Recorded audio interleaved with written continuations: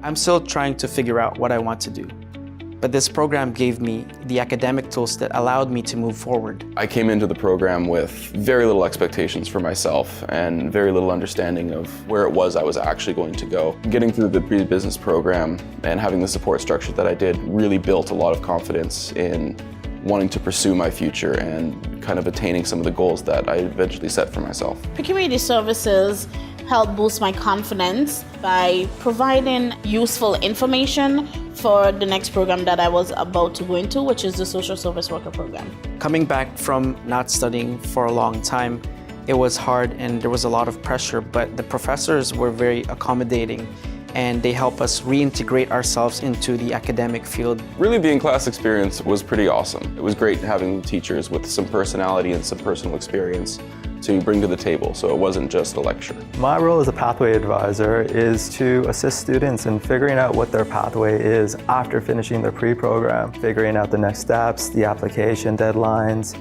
and just giving them correct information to make sure they reach their destination. The guest advisors are very helpful. They were able to clarify my career path and show me the way to go. They were very helpful outside of school and kept in contact regularly. So it was great that I was able to email my professors anytime, including the program coordinator, and have them email back pretty promptly with good advice or help on whatever it was I needed help with. I loved that my peers and I all had all of the same courses together because that really built a strong community and that pushed me forward to graduate and become valedictorian. And now I'm in a business advanced diploma program. I've always wanted to attend university. With this general arts and science program pathway, I'm able to do so.